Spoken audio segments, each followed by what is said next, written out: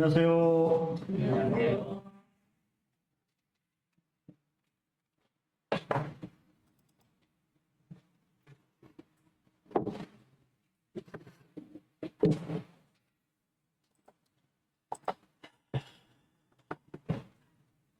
의심하는 선지자에게 긍휼을 베푸시다.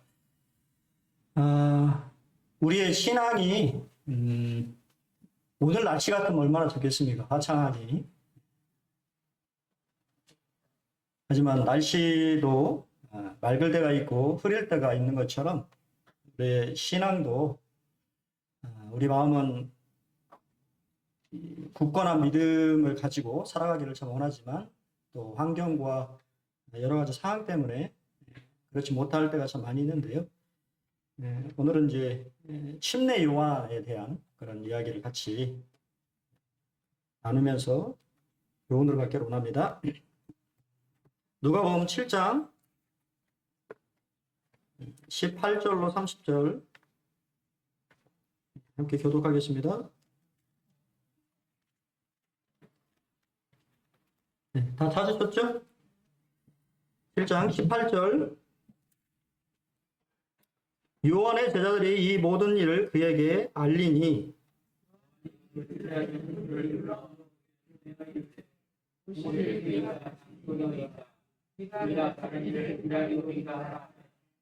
그러니 예수께 나와 이르되 세례 요한이 우리에게 보내어 당신께 여쭈어보라고 하기를 오실 그이가 당신이 오니까 우리가 다른 일을 기다리오니까 하더이다 하니 그때 예수께서 질병과 악기를 낸 자들을 많이 치시니라 내기를 보게 하십니다. 예수께서 대답하여 이르시되 너희가 가서 보고 들은 것을 요한에게 알리되 맹인이 보며 못 걷는 사람이 걸으며 나병 환자가 깨끗함을 받으며 기먹은 사람이 들으며 죽은 자가 살아나며 가난한 자에게 복음이 전파된다 하라.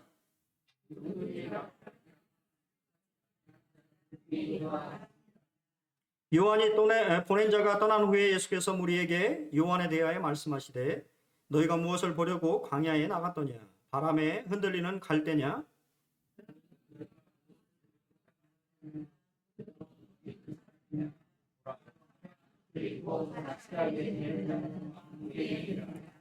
그러면 너희가 무엇을 보려고 나갔더냐? 선지자냐? 옳다. 내가 너희에게 이르노니 선지자보다 훌륭한 자니라.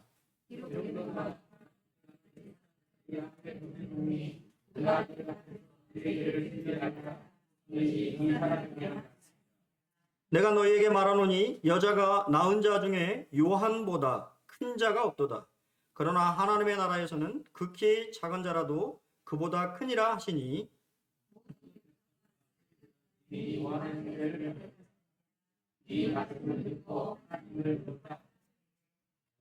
바리새인과 율법 교사들은 그의 세례를 받지 아니하므로 그들 자신을 위하여 하나님의 뜻을 버리느니라.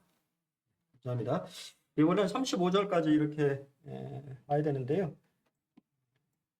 전체를 다 보기에는 시간이 돼서 30절까지만. 우리가 7장은 우리 주님께서 행동으로 그분의 긍휼을 나타내시는 것을 우리가 보고 있다고 말씀을 드렸습니다. 그래서 죽어가는 로마 백부장의 종을 또 이게 치유하시는 그러면서 긍휼을 베푸시는 모습을 우리가 살펴봤고 또 이 외아들 가부의 이 죽음을 슬퍼하시면서 그 가부를 위로하시고 또 그 아들을 살리시는 그런 모습을 지난 시간에 살펴봤는데요. 오늘은 이제 복잡한 심령의 선지자라고 하는 부분들을 좀 살펴보기를 원합니다. 먼저 의심이 이렇게 이제 생기는 것을 이제 보게 돼요. 그 당시에 침례 요한은 감옥에 갇혀서 고통스러운 시간을 보내고 있었다라고 하는 것을 우리가 기억할 필요가 있습니다. 아마 옥중에 갇힌 침례 요한은 그리스도 예수께서 자신의 구명운동을 펼쳐주셔가지고 자신을 석방해 주시지 않을까라고 하는 막연한 기대를 했을지도 모르겠습니다. 왜냐하면 예수님의 소문이 이제 거의 다 퍼져서 예수님의 인기가 거의 이제 절정에 이른 상태이기 때문에 예수님의 이제 말이라고 하는 것이 상당히 이제 영향력이 있는 그런 상태였잖아요. 하지만 예수께서는 아무런 일도 행하시지 않으셨어요. 여러분 생각을 해보세요. 예수님을 처음 이스라엘 백성들에게 소개한 사람이 침례 요한이고, 또 동일하게 공적인 침례를 통하여서 하나님의 공적인 사역을 시작하게 한 것도 침례 요한이고, 또 하나님의 어린 양이라고 사람들에게 소개한 사람도 침례 요한입니다. 근데 그렇게 어떻게 보면 예수님을 이렇게 소개했던 침례 요한인데, 예수님은 침례 요한에 대해서 아무런 행동도 아무런 말씀도 하지 않으시고, 침례 요한은 감옥에 갇혀 있는 그러한 상태였습니다. 여러분이면 감옥에 갇히신 적이 없잖아요. 그래서 우리가 그것을 얼마나 힘들까라고 하는 것을 잘 이해하지 못하겠습니다만, 좀 말씀을 생각해 보게 될 때, 침례 요한은 거의 이제 이 사역의 초기부터 성경의 말씀에 보면 빈들에서 생활을 했던 사람이에요. 금욕주의적인 삶을 살고 광야 생활을 했던 사람입니다. 광야에 이렇게 혼자 생활한다고 하면 어떻습니까? 자유분방하고 탁 트여 있는, 그렇잖아요. 우리가 산에 한번 올라가도, 산의 정상에 올라가도 이 터진 광경을 보면 마음이 시원하고, 또 그런 기분을 느끼기 위해 산도 가고 바다도 가잖아요. 어떻게 보면 다른 사람의 이 구애를 받은 적이 없는, 인생에서 어떻게 보면 구속받은 적이 없는 침례 요한이 급급하고 더럽고 착구가 차져 있는 밀폐된 공간에 갇혀 있다라고 생각을 해보면, 그는 아마 육체적으로나 정신적으로 거의 힘든 그러한 상황에 있었을 것입니다. 여러분이라면 그런 상황에 어떤 마음을 품으시겠어요? 하나님에 대해서, 또 자신이 소개한 메시아에 대해서 어떠한 생각들을 가지겠습니까? 성경은 그러한 인물들이 침례 요한만 있었던 것이 아니라고 우리에게 말해줍니다. 모세는 만나 때문에, 불평하는 이스라엘 백성들 때문에 낙담하여 죽기를 바랬습니다. 만나를 계속 공급하는데 이스라엘 백성들이 불평합니다. 옛날에 제 모습 같아요. 참 반찬 투정 많이 했거든요. 먹을 게 없다. 이스라엘 백성들이 그러는 거죠. 고기를 달라. 내가 애국에서 먹던 파와 부추와 마늘과 향신료가 들어있는 그런 것들이 먹고 싶다 하고 울부짖자. 참 악은 전염성이 엄청 강하지요. 성경이 이제 다 말씀드릴 수는 없습니다만, 사실 이스라엘 백성들 시작한 게 아니었어요. 섞여 있던 이 무리들이 불평불만을 내기 시작했고, 그 불평불만은 전염성이 아주 강해가지고 이스라엘 백성들 전체에 퍼져서 어린아이부터 시작해서 노인에 이르기까지 다 울부짖는 그런 상황을 여러분은 어떻게 감당하시겠습니까? 모세는 그러한 상황이 닥치자 뭐라고 얘기합니까?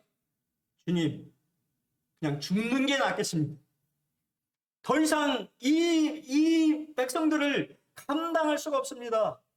그냥 제 목숨을 가져가셔서 나를 죽여주십시오 라고 고백하는 모세의 모습을 우리는 보게 됩니다. 엘리야는 어떤가?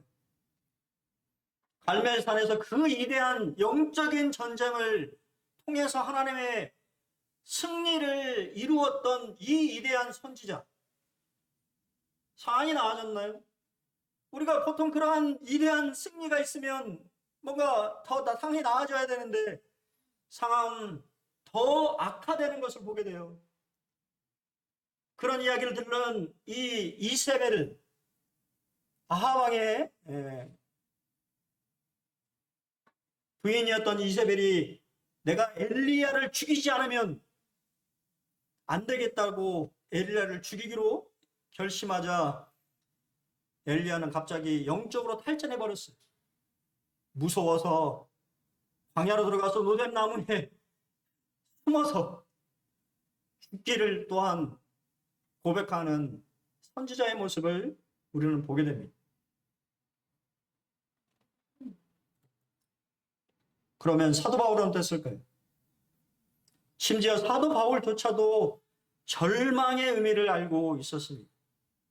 고린도서 1장에 보면 형제들아 우리가 아시아에서 당하는 환난을 너희가 모르기를 원하지 않으니 힘에 겹도록 심한 고난을 당하여 뭐까지요? 살 소망까지 끊어지고 이제 나는 죽게 되겠구나. 하나님이 나에게 사형 선고를 내리셨구나. 죽음이 임받겠구나라고 하는 절망에 사도 바울도 빠졌다라고 하는 사실입니다. 여러분, 우리 인생도 마찬가지죠. 아까도 말씀드렸던 것처럼 날씨가 이렇게 좋은, 우리의 신앙이 좋은 그럴 때에는 마냥 좋은 것처럼 여겨지다가 내 인생에 폭풍우가 치고 어려움이 닥쳐 왔을 때 우리 마음은 의심하죠. 하나님이 정말 계신가? 하나님이 나를 정말 돌보시는가? 나를 사랑하시나? 라고 하는 그러한 마음들이 우리 마음속에 불현듯 일어나는 것을 보게 됩니다. 그래서 어떻게 보면 자연스러운 것이에요. 성경은 믿음의 사람들조차도 그러한 절망과 어려운 상황에서 하나님에 대해서 의심했다라고 하는 것을 성경은 우리에게 말해주고 있습니다. 하지만 사도 바울은 우리에게 이렇게 얘기하죠. 자기를 의지하지 말고 오직 죽은 자를 다시 살리시는 하나님만 의지하게 하심이라. 이 세상에서 죽은 자를 살릴 수 있는 능력을 가지신 분이 누구밖에 없습니까? 하나님 한 분밖에 없는 거죠. 그 죽을 위기에도 사도 바울은 하나님을 의지했습니다. 그렇기 때문에 그는 위대한 사람인 것이죠. 믿음의 사람입니다. 왜 심내 요한은 그렇게 생각을 했을까요? 사실은 기대 차이입니다. 하나님 나라에 대한 오해로부터 시작되었어요. 요한의 제자들이 예수님의 행하신 일들을 다 보고 듣고 그러한 사실들을 심내 요한에게 스승에게 이러한 이야기들을 전했습니다. 근데 그것이 심내 요한이 생각한 메시아의 모습이 아닌 것이에요. 왜 그렇습니까? 심내 요한이 생각하는 하나님의 나라는 뭐부터 시작해야 돼요? 심판으로부터 시작하는 것입니다. 피와 불로 심판하시는 메시아를 기대하고 로마의 압제로부터 이스라엘을 해방시키는 정치적인 하나님의 나라를 이 땅 가운데에서 세우시는 그러한 메시아를 기대했는데 몇 개월이 지나도 그러한 소식은 들리지 않습니다. 세상에 변혁이 일어났다, 변화가 일어났다, 그러한 소식은 들리지 않고 내가 메시아라고 소개한 예수는 사람들을 치유하고 긍휼히 여기고 자비를 베푸는 그러한 일들만 하고 있는 것을 바라보면서 심내 요한은 의문이 든 것이에요. 저분이 진짜 메시아인가?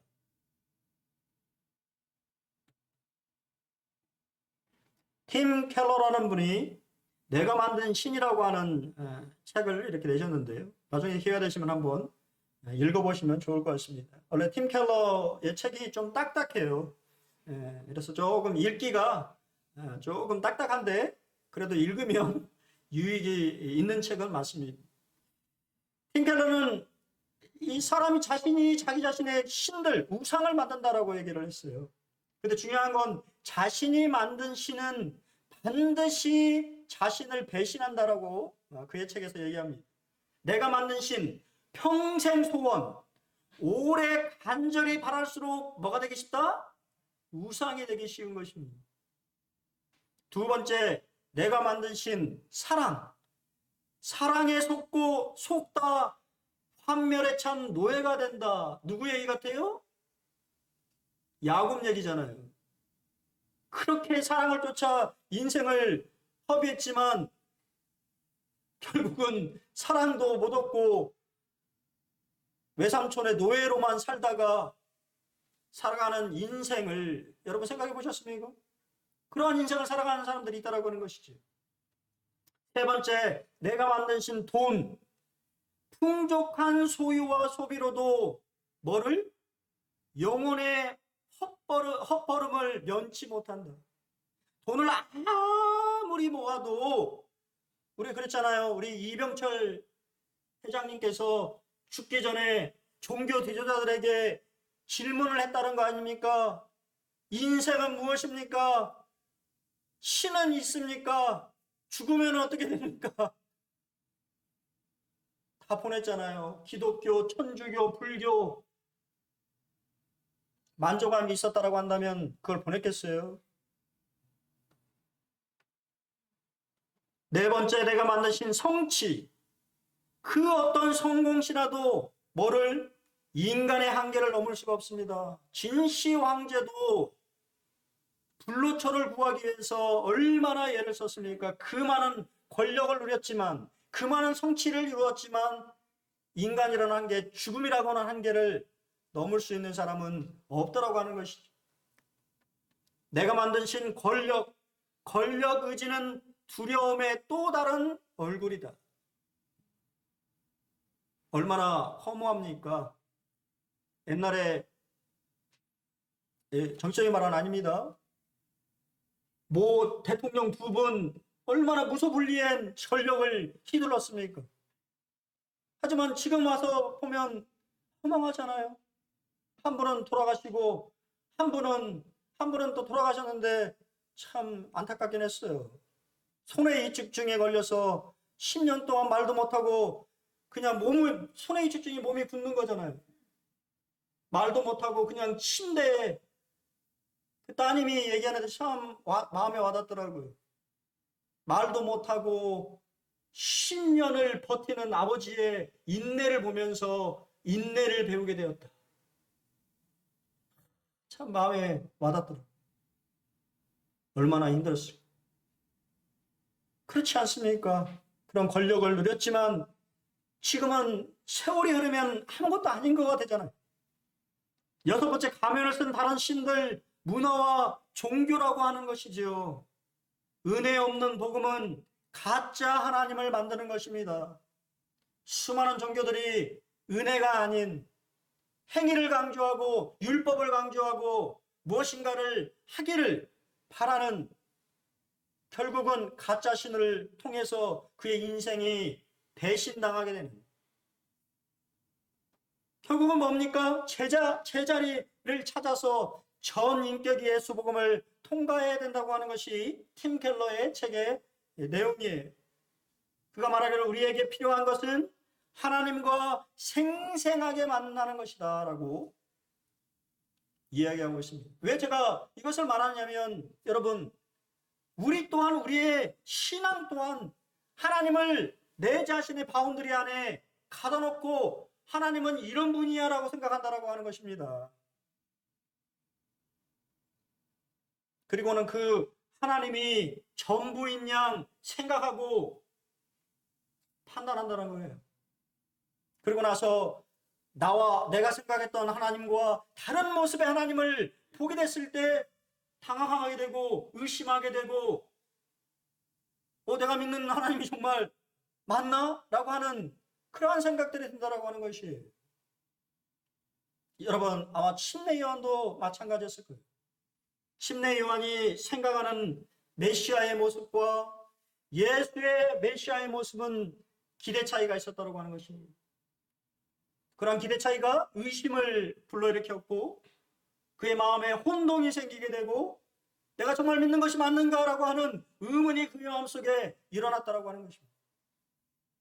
그랬을 때 파스칼이라고 하는 우리 철학자가 있죠. 이분은 크리스찬인데요. 이렇게 얘기합니다. 우리가 의심해야 할 부분, 확신해야 할 부분, 순종해야 할 부분을 알아야 한다. 그렇게 하지 않는 사람은 이성의 힘을 이해하지 못한 사람이다. 저는 참 우리 모임에 오면서 우리 모임에 참 감사한 것은 우리 모임이 성경 중심이라고 하는 것에 참 감사해요. 옛날에 저도 교파에 나갔습니다만 교파에 옛날에 보면 예수님의 어려운 말씀들 있잖아요. 이해가 좀 어려운 말씀들. 그럼 뭐라고 얘기합니까? 그냥 믿어. 의심하면 안 돼. 의심은 잘못된 거야. 믿음이 없는 거야. 그렇습니까? 예수님 절대 그렇게 생각하지 않으셨다고 하는 것이 성경에 이해되지 않는 부분이 얼마나 많습니까? 우리가 알지 못하는 부분이 얼마나 많이 있습니까? 의심해야 할 부분은 의심해야 되는 것이죠. 또 확신해야 될 부분, 우리의 구원에 대한 부분들은 의심할 필요가 없는 것이죠. 확실하기 때문에. 또한 순종해야 할 부분들은 순종해야 된다고 하는 것입니다. 그런 구분이 이성적으로 우리의 이성을 통하여서 그런 것들을 구분할 수 있어야 된다고 하는 것이지. 그래야 광신이 안 되는 것입니다. 테니슨이라고 하는 분은 정직한 의심 속에는 어중간한 신조보다 더 큰 믿음이 생동한다라고 얘기했습니다. 의심이 없으면 더 확신으로 나아갈 수가 없는 것이죠. 내가 의심하기 때문에 오히려 그것은 더 큰 믿음이 불일 듯 내 마음속에 일어나는 것일 수 있고 그것이 확신으로 이어졌을 때 더 큰 믿음으로 나아가게 되는 것이죠. 예수님은 이러한 침례 요한의 의심에 대해서 어떻게 하셨을까요? 확증해 주셨습니다. 리빙스턴은 예수님에 대해서 이렇게 얘기합니다. 예수는 신사적인 분이다. 의심하는 이런 죄들조차도 예수님은 책망하시거나 나무라시거나 하신 것이 아니라 그들의 그러한 사정들을 이해하시고 인격적으로 대우하시며 이 침례 요한의 제자들을 신사적으로 아주 예의 바르게 영접했을 것이다라고 그는 이야기하고 있습니다.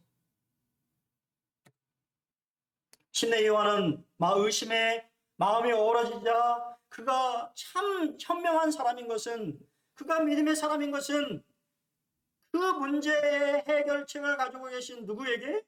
예수님께 물었다라고 하는 것입니다.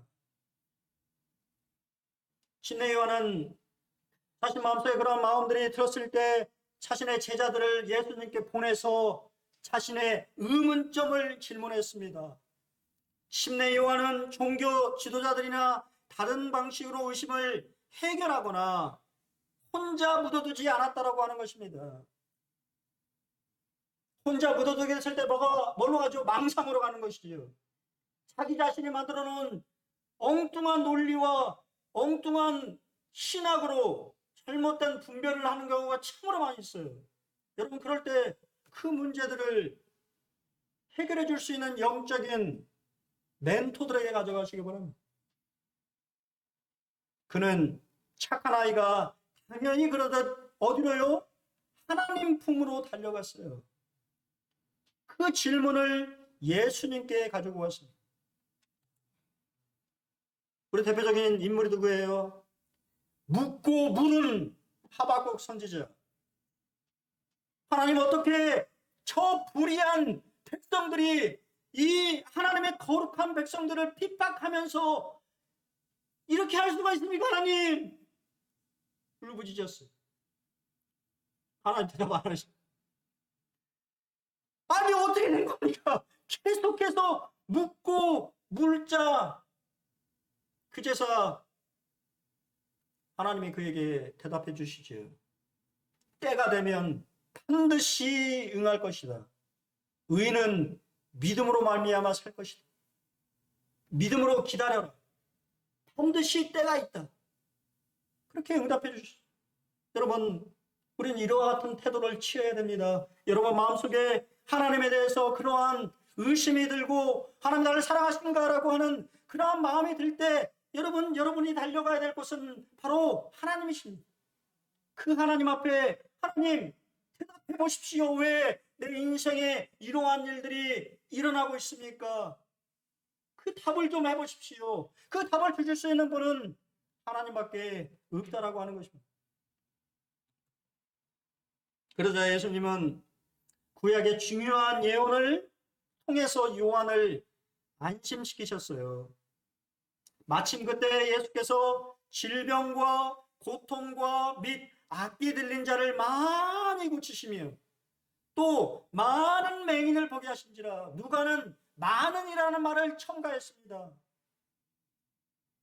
그 질문을 가지고 온 심내 요한의 제자들에게 강의를 하시지 않았어요. 아, 이거는 이렇게 되고 이렇게 되는 거야 라고 말씀해 주신 것이 아니고 구약의 예언이 실제적으로 현실의 삶에서 이루어지는 모습을 하나라도 더 보여주셨어요.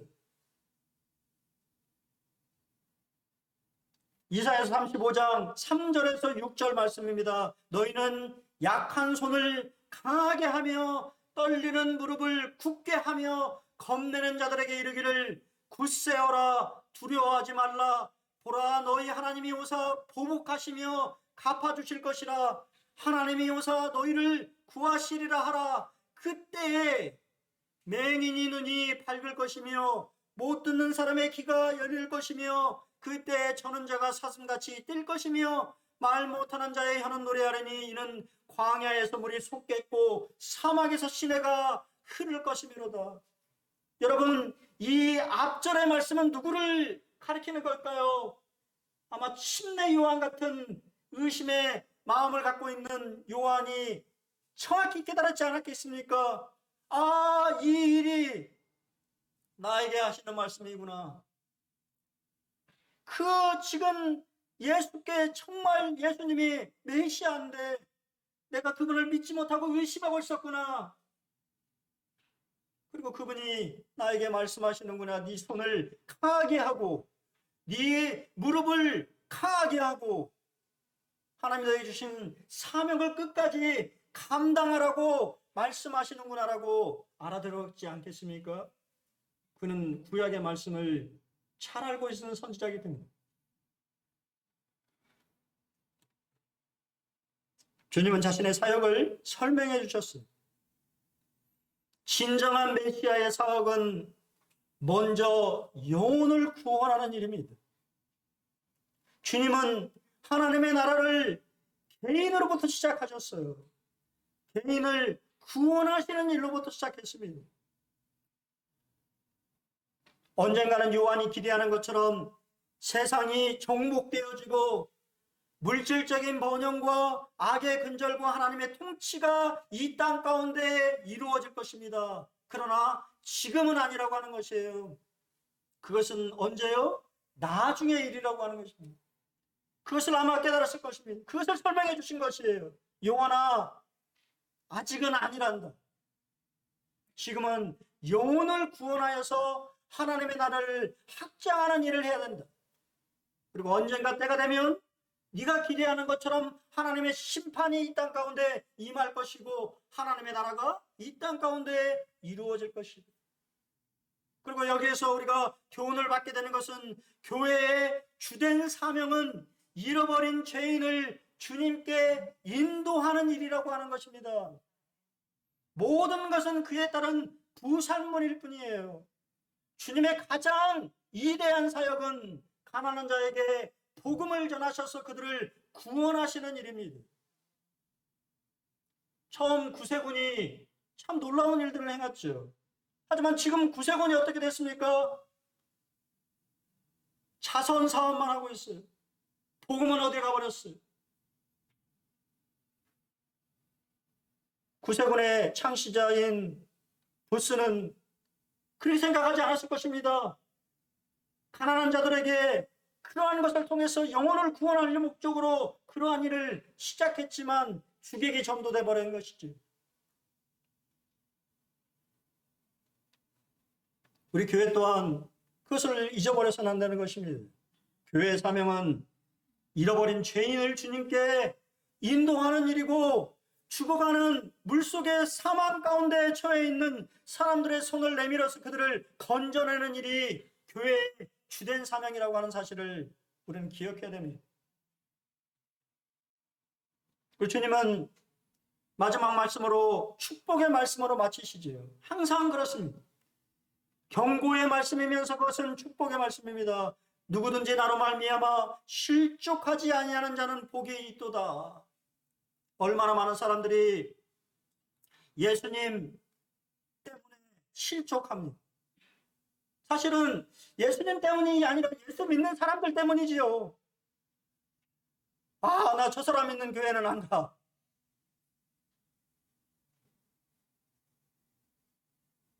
하지만 예수님은 실족하지 않은 자가 복이 있도다고 말씀하십니다. 실족하다라는 말은 스칸달리조라는 뜻인데, 요즘 말로 하면 스캔들이라는 말을 이 단어에서 나온 것이에요.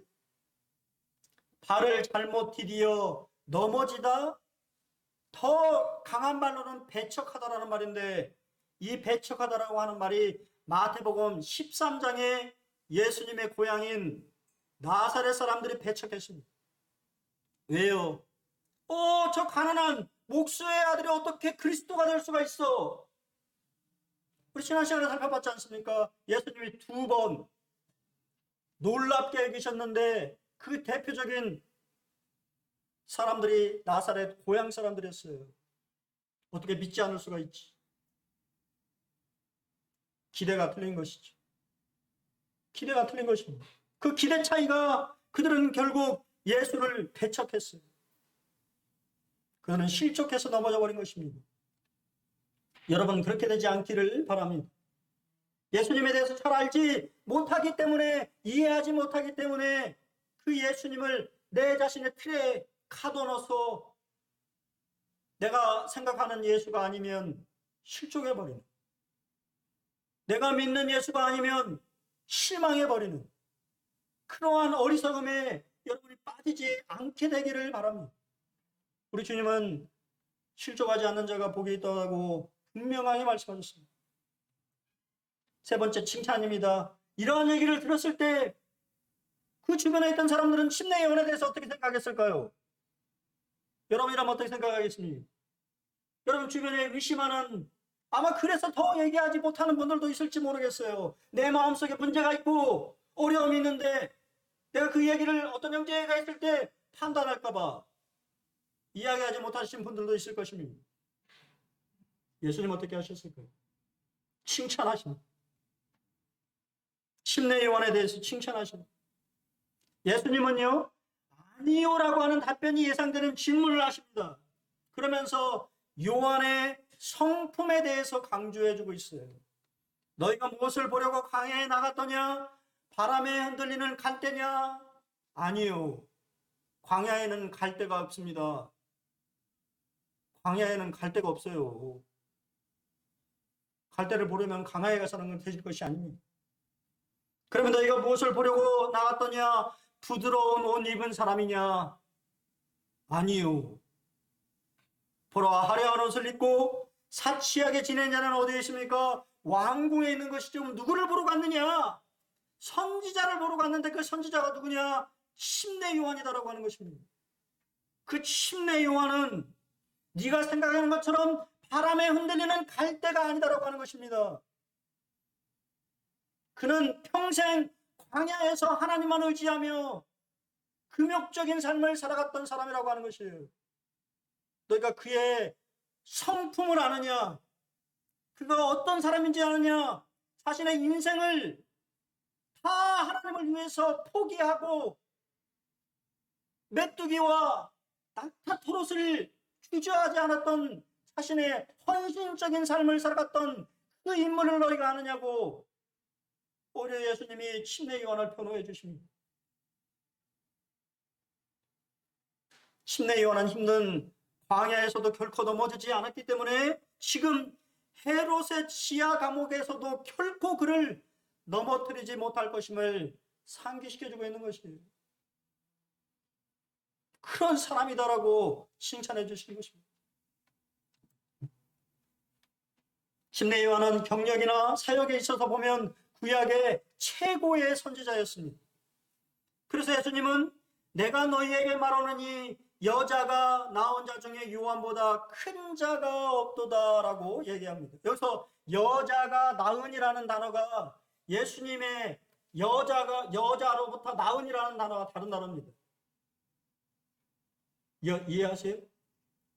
번역은 한국말과 똑같은 번역인 것처럼 보이지만 여자가 낳았다라는 이 단어는 남자로부터 나온 여자라는 말이고요.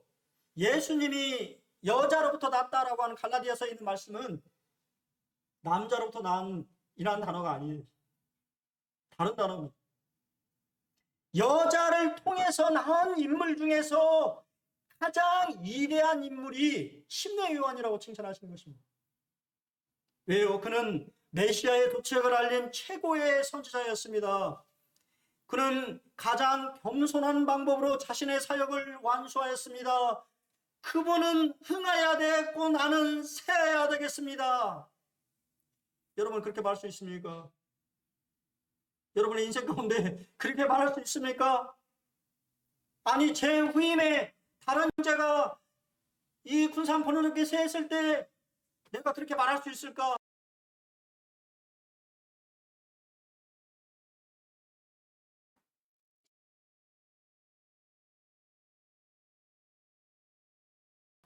모태로부터 성령의 충만함을 받은 사람이에요. 그런 사람만 있어요? 모태로부터 태어날 때부터 성령 충만하게 태어난 분이 있습니까? 없어요.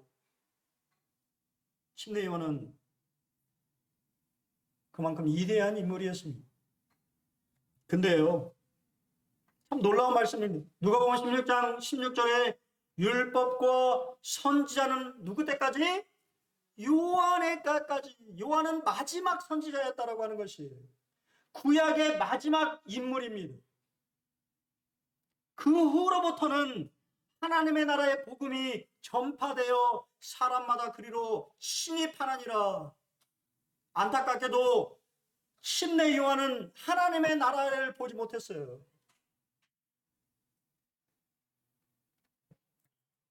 그래서 그 다음 이어는 말씀이 뭡니까? 하나님의 나라에서는 작은 자이다. 침례 요한은 왕의 사자요 왕의 오심을 선포하는 자였습니다. 하지만 이 자리에 앉아 계신 여러분은 하나님 나라의 자녀들이며 왕의 친구들이에요. 왕의 행렬에 동참하고 있는 사람들입니다. 그 차이가 있는 것입니다. 인격이나 사역의 측면에서 보면 침례 요한만큼 위대한 인물이 없지만 하나님의 경륜이라고 하는 경륜 속에 볼 때 그의 신분은 왕의 심부름꾼인 거예요. 하지만 여러분, 이 자리에 지금 말씀을 듣고 있는 여러분은 왕의 행렬에 동참하고 있는 하나님의 자녀들입니다. 그리고 그분과 은밀한 얘기도 나눌 수 있는 친구 같은 분들이에요. 차이가 느껴지십니까? 에페포폴스 형제님이 이렇게 얘기했습니다. 침례 요한은 비스가 산 정상에 서서 약속된 땅 가나안만을 바라보기만 했고 거기에 들어가지 못했던 모세와도 같았다. 그는 신앙에서 잘 입증된 히브리서 11장의 믿음의 영웅 중에 마지막 사람이지만 약속된 것을 얻지 못하였다. 그것은 도덕적 능력이나 헌신 혹은 봉사에 있지 않고 특권에 있었다. 즉 하나님 나라에서 작은 자가 요한보다 더 크다는 것은 그들이 하나님을 위해서 행한 것이 아니라 하나님께서 그들을 위해서 행하신 일에서 그것을 누리는 특권에서 요한보다 크다는 것이다. 여러분 완벽한 하나님의 구속 가운데 하나님의 특권을 누리고 있는 것이에요. 얼마나 많은 구약의 선지자들이 그러한 특권들을 바라보면서 연구하고 그 특권을 조금이나 누리고 싶어서 쓴지 아십니까? 근데 여러분들 가지고 있는 특권들을 얼마나 귀하게 여기고 계십니까? 이 침례 요한은요, 그러한 삶을 살았지만 하나님의 나라의 놀라운 비밀들, 그는 구약만 알고 있었던 사람이에요. 여러분은 성경 66권, 구약, 신약 전체 다 알고 있지 않습니까? 하나님의 청사진을 다 알고 있는 분이 여러분들이에요. 그런 특권의 차이가 있다라고 하는 것입니다. 의심하는 자들을 대응하는 4가지 유용한 방법들에 대해서 한 정신건강 상담사가 우리에게 조언해 줍니다. 여러분 누군가 나에게 조언하거나 나에게 상담했을 때 여러분 이런 것을 참고하시면 좋겠습니다. 첫 번째, 의심 뒤에 누가 있다? 사람이 있다는 것을 기억해야 합니다. 어떤 의심하는 자들을 뭐라게? 긍휼히 여겨라고 성경은 얘기합니다. 의심한 자는 대화를 원하고 자신의 말을 들어주기를 원하는 것이죠. 근데 우리는 참 제가 그거 저도 잘 많이 지적당하는 것이 답을 주려고 그럴 때가 참 많이 있는 것 같아요. 그냥 들어주기를 바라는 건데 남자들이 참 특성이 그래요. 뭔 얘기를 하면 답을 주려고 답만 얘기해요. 그럴 때가 참 많이 있죠. 자매님 답답하시죠? 네, 그게 좀 이렇게 이 기질과 성향상의 차이니까요. 하지만 상담자는 경청해야 된다는 것이에요. 답을 주는 것이 아니라 그 사람의 이야기를 들어주는 것입니다. 두 번째, 자기 자신의 의심에 대처하려면 성실하게 지적인 책임을 감수해야 된다고 하는 것이에요. 알아야 되잖아요. 아는 것이 힘입니다. 이스라엘의 기근이 무엇입니까? 하나님의 말씀을 듣지 못하는 기근인 것이죠. 하나님의 말씀을 깨닫지 못하는 기근인 것입니다. 베레아에 있는 사람들은 데살로니가에 있는 사람들보다 더 너그러워서 간절한 마음으로 말씀을 받고 그러한가 하여 날마다 성경을 상고했다고 이야기하고 있지요. 내가 이해가 안 되면 그 말씀을 붙들고 씨름하셔야 되는 것이에요. 그런 노력을 기울여야 되는데 그런 노력조차도 기울이지 않고 확신을 갖는다라고 하는 것이 말이 안 되는 것입니다. 세 번째, 우리의 신앙은 합리적이지만 완전히 설명할 수 없다라고 하는 것입니다. 그렇기 때문에 나는 모든 답을 알지 못하며 여전히 성장하고 배우고 있습니다. 하지만 괜찮습니다. 기꺼이 이 질문들을 검토하겠습니다라고 하는 그러한 답을 해야 되는 것이죠. 내가 모든 것을 알고 있는 양 이야기해서는 안 되는 것입니다. 모르는 분야가 있어요. 모르는 것이 있습니다. 그럴 때는 정직하게 잘 모르겠습니다. 더 연구해 보겠습니다. 그분에 다 기도해 보겠습니다라고 이야기하는 것이 상담자에게 필요한 태도인 것이죠. 네 번째, 의심이 믿음에서 멀어지고 있다는 증거라기보다는 더 많은 기회라는 것을 이해하시기 바랍니다. 의심하는 분이 있다고 하는 것은 이 사람이 이 영적으로 나쁘구나 이렇게 생각하는 것이 아니라 이분이 성장할 기회구나. 더 하나님과 가까워져서 하나님의 사람으로 성장할 기회구나라고 생각해야 된다고 하는 것이에요. 당장 하나님께서 당신을 참으신 것처럼 뭐라고요? 그 사람에 대해서 그 의심하며 상담자에게 내담자에게 참아주라고 하는 것이에요. 의심의 계절이 지나면 믿음이 새로워질 거라고 하는 기대로 상담을 해야 된다고 하는 것이죠. 적용에 일어나는데요. 아무리 제가 고민을 해보고 여러 가지 적용을 찾아볼 수 있지만 우리 찰스 스윈돌 목사님이 쓰신 3가지 것을 넘어서지 못하기 때문에 이것을 성도님과 함께 나누기로 합니다. 의심을 통해 배우는 것. 첫째, 의심은 일시적으로 괴로울지라도 그리스도와의 관계를 영원히 파괴하지는 않습니다. 당신도 의심의 시기를 통과하고 있을 수 있습니다. 당신의 인생에 어쩌면 가장 버겁고 우울한 시기일 수도 있습니다. 만약 그렇다면 바라건대 하나님의 은혜와 자비가 당신을 지켜주시기를 바랍니다. 친구들이 머리를 설레설레 저으면서 떠나가고 사람들이 당신에 대해서 이러쿵저러쿵 말할 때 주님이 이 의심의 시기를 통과하는 동안 부디 당신을 붙잡아 주시기를 원합니다. 당신의 의심은 하여튼 성장하는 과정입니다. 주님이 당신을 강한 손으로 붙잡아 주실 것을 믿으시기 바랍니다.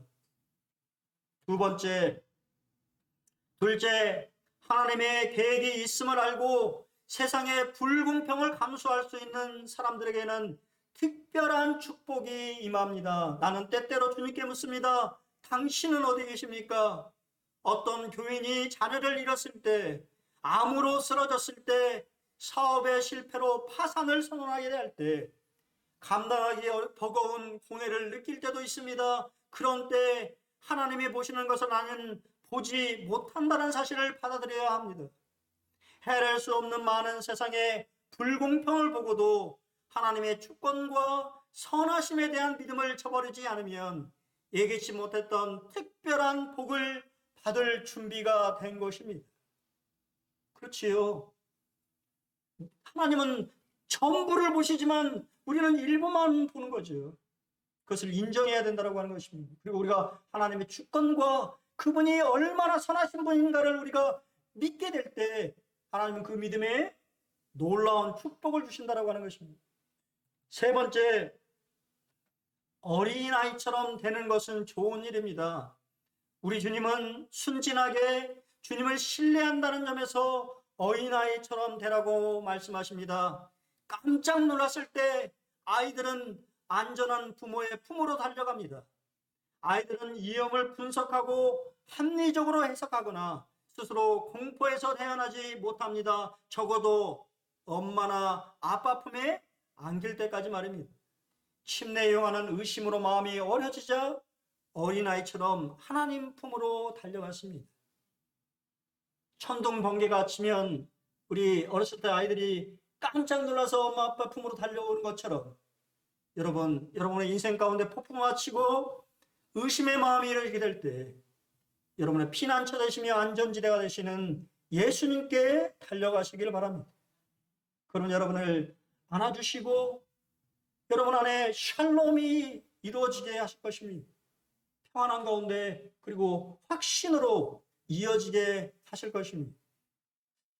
우리 인생 가운데 제가 우리 성도님들의 삶을 다 알지 못하지만 이런 힘든 시기를 지니고 또 지나고 계신 분이 계신다고 한다면 오늘 말씀이 여러분에게 위로의 말씀이 되기를 기도하겠습니다.